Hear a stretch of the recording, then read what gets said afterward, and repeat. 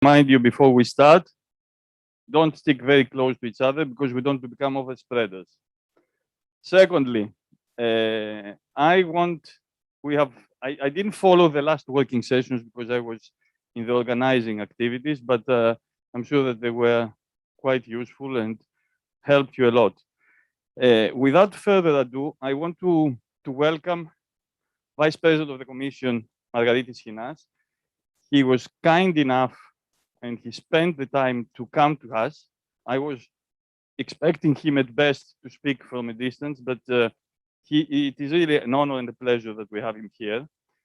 Vice President, the subject was migration.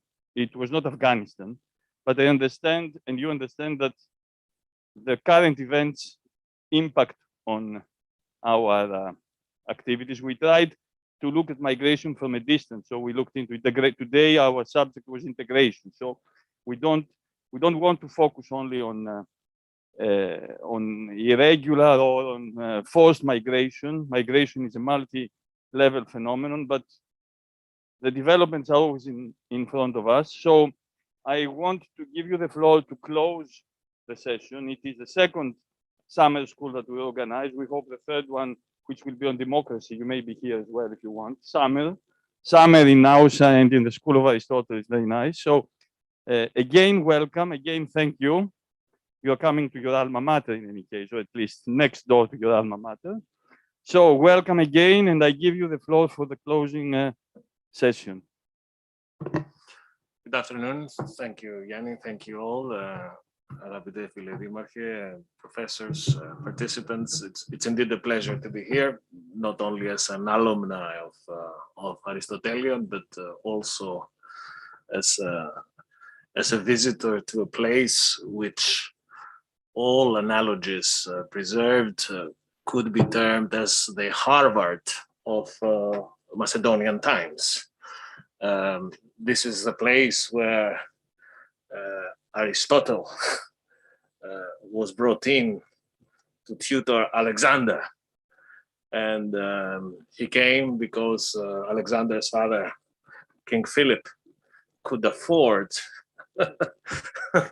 the cost of the tuition. But it's a great moment and a great place to discuss topical issues of broader European interest. I would suggest that I speak for 5-10 minutes, and then I would be delighted to be able to exchange with you. Of course, Afghanistan is topical, and I'll say a few words on it, but let me start from a more macro level when we discuss migration. The European Union is the biggest single market in the world. We account around for 20% of the world GDP. We have the second currency, global currency of reference. We are the world's epicenter of democracy, human rights, good governance, soft power, but we do not have a European migration and asylum policy. It is sad, it is mind-blowing, but it's true. We do not have a system, a European system for managing migration. What we're having today is rather a non-system, or I'd like to call it a patchwork of different regulatory solutions that produce very unequal regulatory outcomes that contribute to everything that we hate, which is Moria, Calais, Canary Islands, all the black spots. It's the direct consequence of not having a holistic, comprehensive European migration and asylum policy. And this needs to change. And the political moment for this agreement is now. Not only because we need it, but because the world around us, the realities around us, compel us to do it. So since last September, this commission, and I had the privilege to be one of the main architects of this plan, we have tabled a comprehensive set of proposals for a new EU pact for migration and asylum. It's on the table. And you would allow me to spend a few words to describe it. I see this proposal as a 3-story building, a house with 3 floors. The first floor has to be the external dimension of migration policy, namely relations with countries of origin and transit. We will never be able to cope internally in Europe unless we're able to cope externally. And to be able to cope externally, we need to approach and talk and cooperate with our neighbors. We need to help them so that they can provide for better lives for their people to stay there, rather than forcing them to put their lives in the hands of the smugglers in the Mediterranean or in the Aegean. And we need also to help them to reinforce their border systems, the management of the readmission and returns. It's as simple as that. And for that, we are ready to engage and activate everything we have in terms of EU competence, not only money. Money, it's part of the equation. It's a necessary but not sufficient condition. We also need to activate visas, commercial preferences, Erasmus scholarships, people-to-people contacts. We need to build these walls of cooperation, bridges of cooperation, better than walls, with our neighbors. That's the first floor of the pact. The second floor is border management. The external borders of the European Union will be protected. And we will not be left only to our frontline member states. The European Union as a whole has the responsibility to help protect the border. We're building up a European Border and Coast Guard with 10,000 people by 2027 with their own equipment and means. And we are also along border protection management. We're building border procedures so that whoever shows up at the external borders of the European Union would be able to be screened, tested, both in terms of security, health, likelihood of obtaining asylum protection or not. These are things that are missing in today's non-system. And the third floor of the building is solidarity. We need a system for burden sharing between all 27 members. We are a union, we're a family. And it's unfair and non-politically acceptable that the 22 delegate the responsibility for migration to the 5 member states, which by the fate of geography are the first reception countries. This can no longer be the case. And the solidarity would be a system of permanent effective solidarity. Let me be more graphic. There will be no exit door from the solidarity floor. So our proposal is for all these 3 floors to be equally resilient. We need all 3 of them. There can be no solidarity without external dimension and border management. And there will be no binary choice. I prefer the first and the second floor, but I'm not ready to play ball on the third.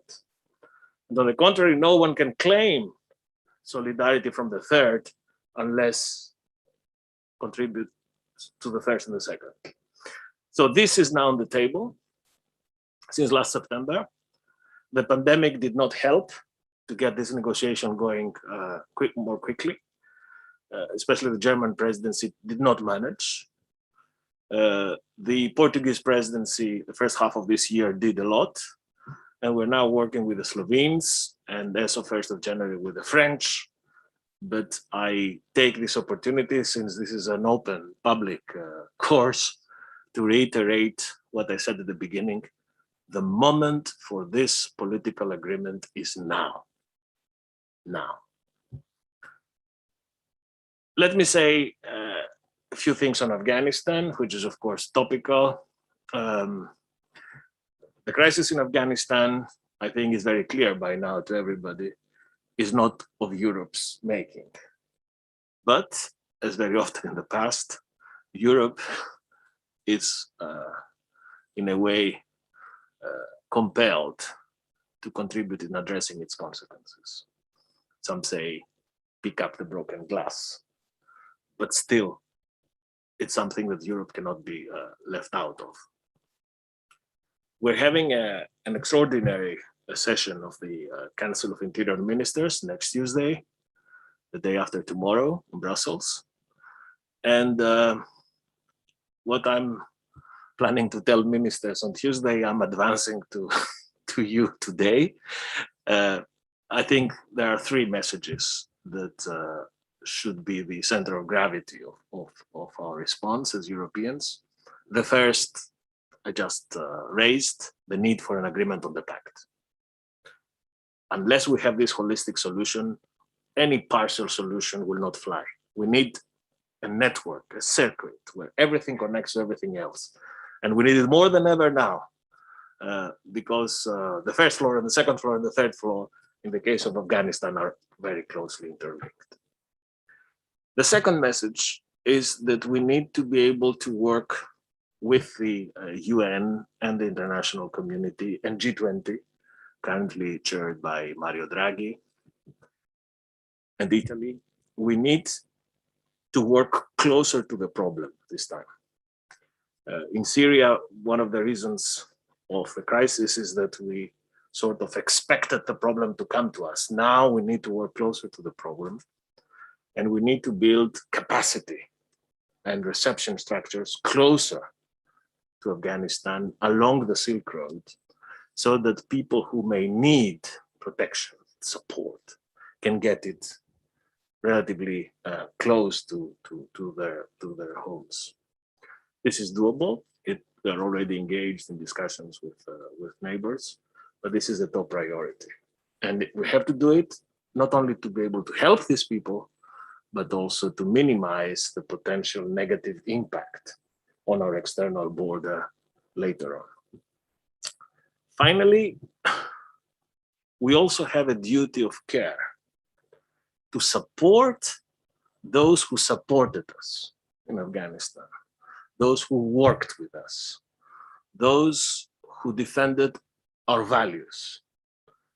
These people now need our help and protection, and we cannot deny it. Of course, there are extremists in the extremes of the political spectrum, always willing to say no to those in need, but I think it's an integral part of the European way of life to be able to help, especially those who over these years stood by Europe and our values. So this is the menu. This is what is ahead of us. It's not easy. The main problem we're having when we discuss migration, and that's my last thought, is that depending on where you are in Europe, migration is often seen A, as someone else's problem, and B, from certain ideological lenses. So the NGO view of migration is not the same with the police or border management view of migration. I think Europe cannot afford to reproduce these red lines. We know that many people think different on migration, but as policymakers at the European level, we have now the duty to create a landing zone, to create the conditions for an agreement that can bring everybody on board. It's not going to be easy. As you know, migration cuts through the hardcore of national sovereignty. It shapes our societies, it shapes our politics, but we need to do it. And every crisis that happened around us, from the instrumentalization of migration flows in Evros last year, to the weaponization of unaccompanied minors in Ceuta a few months ago, and the similar tactics by Lukashenko in Belarus a few weeks ago, all these events, Afghanistan too, remind us precisely that it's not now time to tell to each other what we do not like on migration, but to work together on what we can all agree on. And I'm a born optimist. I always took the optimistic view of things, and I hope I'm confident that the parameters for this agreement is there and can be done. So with a rather optimistic note and within the 10 minutes limit, I stop here and very much look forward to your questions. Thank you, Vice President. Some questions. Please be brief but concise. So, Rafael Cerven first.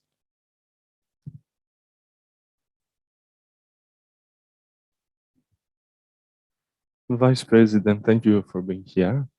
I would like to raise a question that we discussed also earlier in the summer school. The European Commission supports and promotes the decentralization of the first reception and the early stage integration of migrants and refugees to the local level. Do you think in Greece, with the capacity that the local level has in, let's say, more middle-sized cities is possible? And also, this has to do with the political will, considering that also at the national level, we saw a lack of solidarity when this was raised as a problem. Thank you. Yes, I think that integration is an absolute priority for all Europeans, integration of migrants and also integration of those Europeans with a migrant background. We need these people to be interwoven into our society, into our systems for education, health, housing. But this is a two-way street. We will make everything possible for them to be given the same chances for integration than the rest of us have. But they should also abide by the rules and the values of the European way of life. Integration is a two-way street. It will not work otherwise. So I think this is a message now that's coming through quite clear. Integration is always local. You never integrate into a European Union. You never integrate into a country.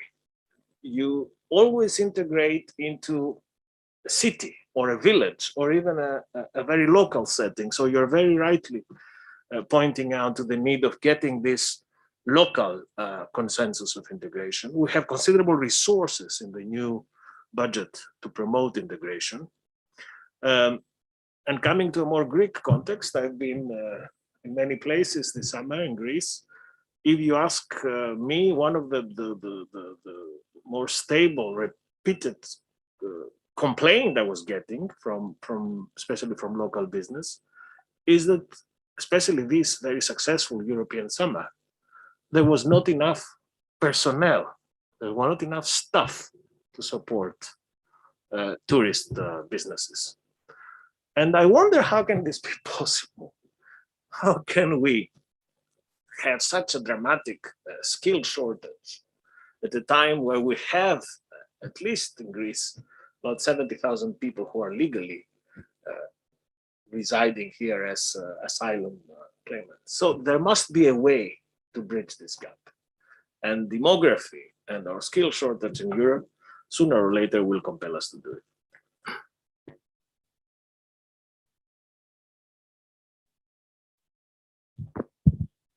Thank you very much for the intervention. Well, usually this is the point, that an agreement is negotiable. I mean, at the end of the day, do you believe that this agreement will be binding, and if it will reach the level, the desired level, and the expectations that it has already created? This, to have any sense, has to be a legally binding agreement. Nothing else will fly. And it will be, because our proposal for the Pact is a proposal grounded on EU law. So once we have it adopted as EU legislation by member states, by the Council and European Parliament, it would be a legally binding instrument.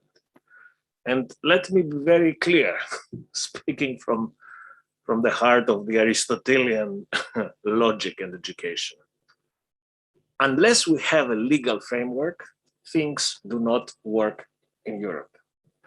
There is a difference between soft law, some call it blah blah, and legal law. EU law is enforceable. It's under the jurisdiction of the European Court of Justice. It can be enforced, it should be followed, it can be respected. All the rest is a la carte. And if you want to see an example of the difference between the two approaches, you can check all the recommendations that we did during the pandemic to member states for closures and epidemiological surveillance. It was recommendations.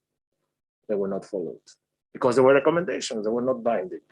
We did one proposal under the EU law, which was the COVID certificate, and this was the absolute success. We issued 380 million certificates in Europe, and it became the global standard. So yes, it will be binding.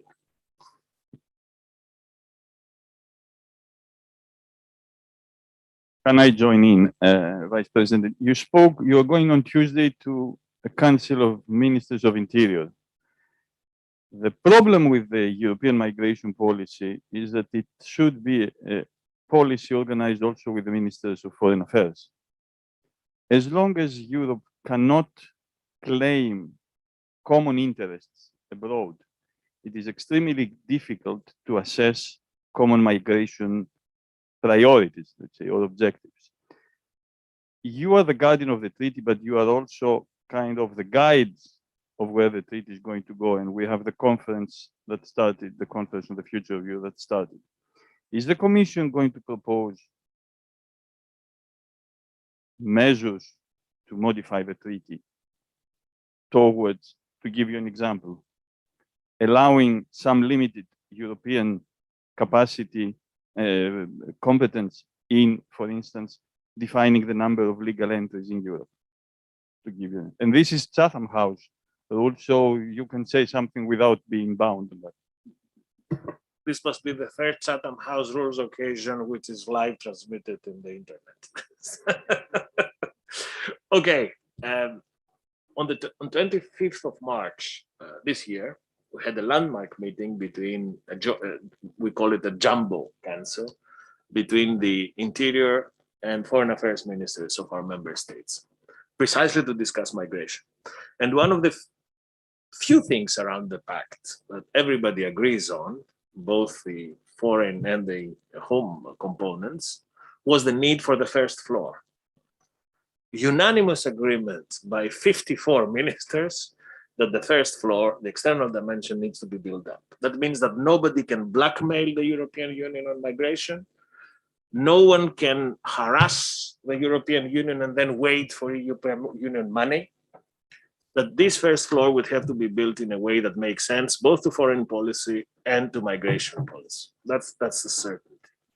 Now, as Yanis is more of a thinker than a policy maker, takes this discussion at a further level and says, okay, let's put it in the treaty in a way, let's try to erode from the foreign affairs turf everything we can and squeeze it under the migration.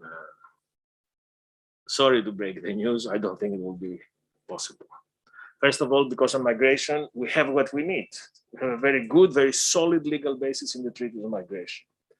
And member states are very skeptical and very protective of their foreign policy prerogatives. So we, under the Juncker Commission, as you remember, we proposed for qualified majority voting in foreign policy on very specific areas of sanctions and human rights. That too proved difficult. So to cut a long story short, I'm not asking for any additional legal basis for migration policy. We do have what we need in the treaties. What we now need is the political will to make full use of what we have.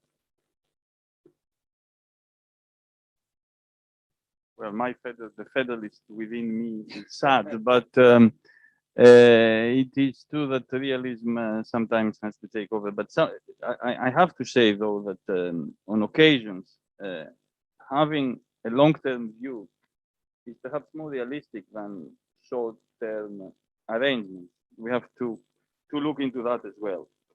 Anyway, thank you very much, Vice President. Thank you for your thoughts. Thank you for your time here.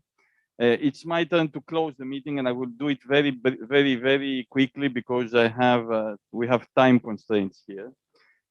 I think that for everyone in the room and in Zoom, it is clear that migration is a multifaceted aspect. It doesn't. If there was an easy solution, it would have been found. Europe. We've seen that on occasions the European needs on migration do not coincide with the national reading of migration issues. We have seen often that migration is interlinked to forced flight. It is often tainted with the illegality of some arrivals, but still in Europe, the number of migrants who arrive each year the number of legal migrants who arrive each year are higher than the number of persons who arrive irregularly. And most of these persons come on studies, on work, on visas, come on a regular reasoning. So it is important that migration is an area where, how to put it, stereotypes are very present. Not only stereotypes in terms of persons, but stereotypes in terms of numbers, of behavior. So it is important for younger people to be able to read, to find statistics, to look into data. Often migration is forgotten in sentiment or in personal or political readings rather than in effective data. I will not go into more. We need to work more. Greeks have a tendency to read migration from their own angle, as do Italians or Spaniards or British. But one thing that also the Vice President made clear is that unless we have a European approach, national approach will fail or will clash to each other. So it is important to look at migration from a European and also from a global angle. If you remember Anna Triadafilidou, she spoke about the fact that there will be many forms of migrations. This is more or less what I want to say. I don't want to go further into that. I just want to save some time for thanking the people who made this conference possible. First of all, I want to thank the municipality of Naus. I'm happy to have the mayor here, and I'm happy to have the vice mayor. She was Mrs. Baltagidou was instrumental in finding the place even where we slept. I think you found it yourself. From our side, we appreciate it very much. We promise to come back, and I think that my voice in the Aristotle University will be quite vocal in terms of using this place. I mean, the School of Aristotle is a brand name that sells a lot. I mean, this is the place, I wouldn't say of democracy because Aristotle is a little bit blurred in terms of democracy, but this is a place of science, of good governance. Good governance is an important aspect in the European Commission's also approach. Good governance. So I think that Nausa has a chance with the School of Aristotle, with the place. The place is a beautiful place. So thank you very much for all the efforts, and we promise to be back. I want to thank particularly the staff of the School of Aristotle. Andonis was extremely helpful, and without his presence here, we wouldn't be able to come. And also the support team, Elias, Thomas, and especially Sophia, where I don't see her. They were instrumental in being able to talk to each other. Hybrid events are more complicated than online events or than live events. But I think that it was useful both for our participants in Zoom, which I just now forgot to see if there was anyone who wanted to ask a question, but it's too late. And with that, I want to close this second summer school. There will be food waiting for you upstairs. And for those who take the bus to Thessaloniki, there is the bus outside. Pick up the food and eat it in the bus. You can stay for the food. Can I abuse my position just to ask you to remain seated as we are with your masks on so that we can take a picture from that end, okay? Just let's stay there. Move. Don't move. And food for thought, eh? You have these 3 days. Don't forget for the students, okay? Excellent. Ah, κατάλαβα.